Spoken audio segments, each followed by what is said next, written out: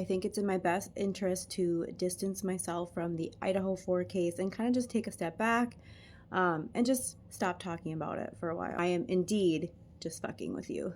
Let's get started. You have all been caught lying since the beginning, and the internet is not done talking about it until all of the right people are behind bars. Creepy Hunter Johnson's girlfriend, Emily, not yet Emily Johnson, but Creepy Hunter Johnson's girlfriend, Emily, decided to insert herself into my comment section the other day. And yes, insert herself. Similar to how Papa Rogers would insert himself into conversations too. And then she responded back to that tag saying, blah, blah, blah, blah, don't tag me in these videos. I don't associate with these people, blah, blah, blah. And then she had the nerve to say, these people don't have empathy for me. And I have a lot of things to say about that. But before I start talking, I think it's really important that everybody hear you. Last night around 4 a.m., she heard and saw a man, and she and were locked in their room sleeping, and they woke up, and she wanted me to come over and check the house because she was too scared. I was like, okay, I'll come over. And that was 11:51, you said? Yes. Okay. So they saw and heard a man? They saw a man last night around 4 a.m. She saw Kaylee scream and go up the stairs, and heard Kaylee scream? Kaylee scream and run up the stairs, because she lives upstairs, Kaylee does. And then, she was screaming their names, and, she didn't hear anything, so a while later she came back out to check, and I guess the man was standing right there staring at her. Okay, so let me kind of just back up just a hair here, okay? So she said, there's a man here, there's someone in the house. Okay, that kind of stuff.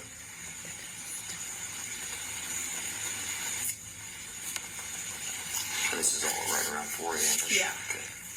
Okay, and then go ahead.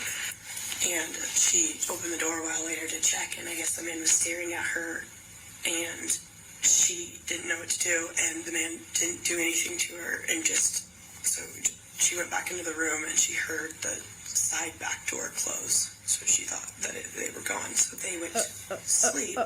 Okay. Sorry, And called me in the morning to come check out the house. There was a knife on the floor, right? Immediately when I walked in. So explain to me. Which, I mean, like, that could be normal, but you walk in, you go up the stairs right here, and then it's the living room. You go down this hallway, and it's Anna's room. There was a knife right there on the floor.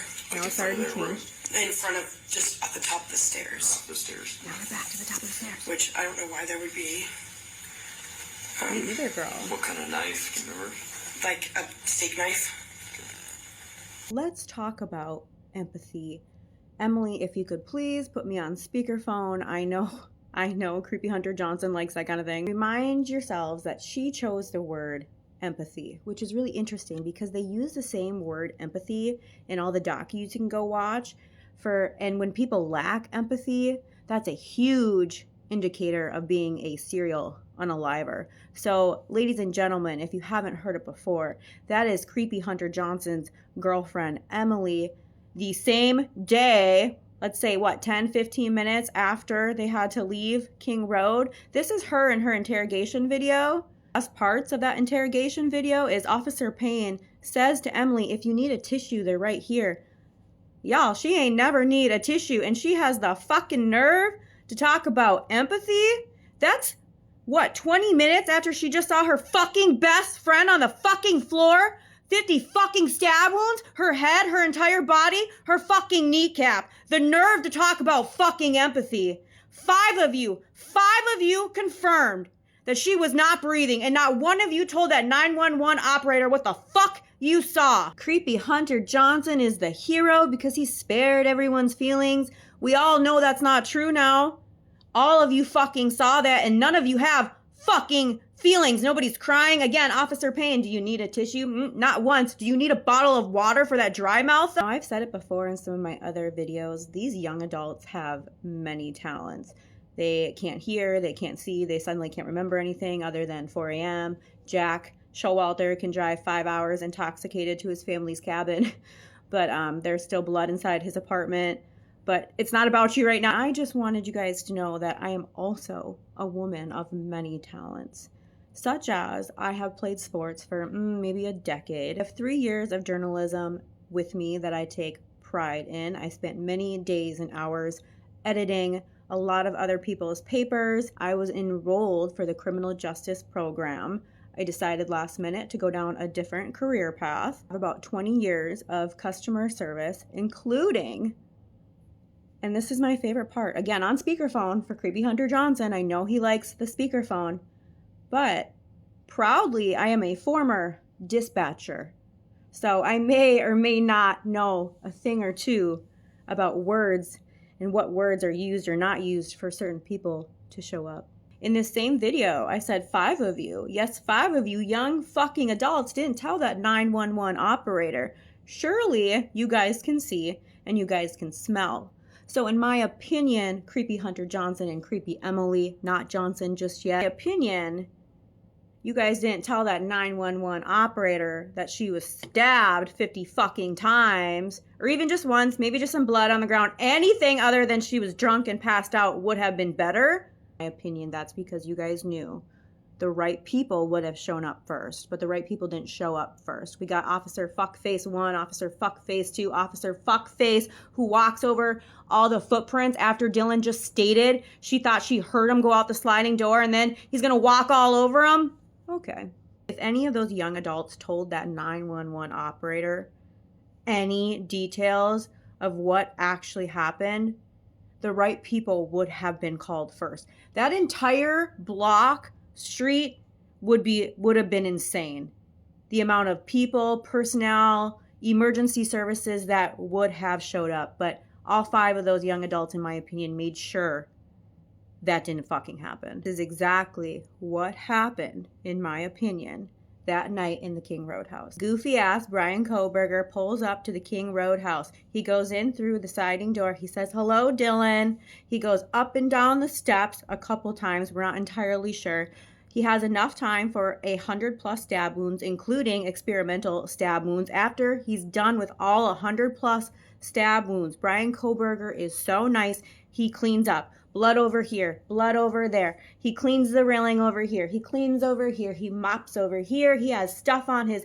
Did I even mention that he has a full body armor suit on with booties on his feet? That will save him so much time so he doesn't even have to mop, you guys. So he cleans over here. He cleans over here. He scrubs over here. He says, "Goodbye, Dylan." And then he goes out the sliding door in under 15 minutes without a scratch on him. For the first time in American history, they sent a man away for life with touch DNA that was illegally obtained. In case you didn't know, we still have 2 unknown male DNA profiles.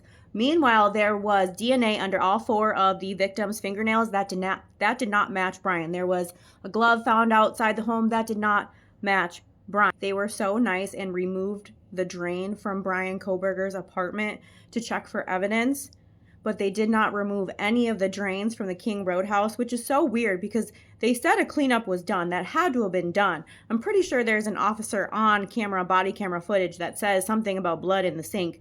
Meanwhile, none of that was removed. They did find in Goofy Brian Kohberger's apartment is a dirty vacuum with a lot of just dust in it. They took a lot of pictures of that. It was quite fascinating. They also found absolutely nothing in that vacuum cleaner. They did find a selfie on Goofy Brian's phone, which is weird because Bethany Funk also took pictures on her phone at 8:41 in the morning.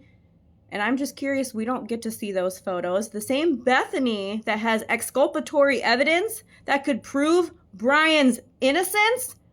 How dare everyone? I have never had to say the word exculpatory in my fucking life until now. But she has exculpatory evidence to prove Brian's innocence. The same fucking Bethany who got the golden ticket in writing. It's a fucking fact. In writing that if she has to go back to the state of Idaho for any reason, she cannot be arrested.